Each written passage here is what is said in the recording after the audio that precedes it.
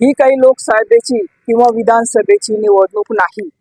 आपण विधानसभेला आणि लोकसभेला पक्ष आणि चिन्ह बघून मतदान करतो। हे आहे नगरपालिकेचं मतदान।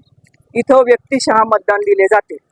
व्यक्ती कसा आहे, व्यक्तीचं कार्य कसं आहे हे बघितलं जातं, त्याच्यावर मतदान केलं जातं। तो काहीही नसताना, नगरसेवक नाही, कोणतंही तो पद नसताना त्याच्याकडे कोणतंही काम घेऊन जा, तो सदैव तत्पर असतो।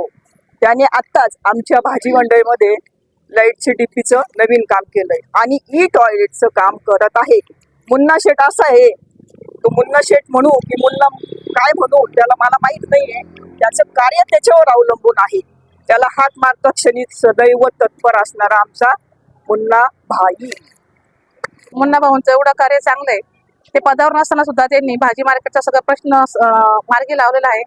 यापूर्वी या इथं नगराध्यक्ष होऊन गेले, नगरसेवक होऊन गेले। त्यांनी ना रस्त्याची कामं केले, ना गटरची कामं केले। पहिले रस्ते केले, परत गटरी खोदल्या, परत रस्ते केले। आता मुन्ना भाऊच्या ह्या मार्गदर्शनातून सगळे परत रस्ते चांगले होणार आहे। लाडक्या बहिणी या नात्याने, लाडका भाऊ या नात्याने त्यांना भरघोस मताने आम्ही मताधिक्याने धनुष्यबाणाला विजयी करणार आहोत।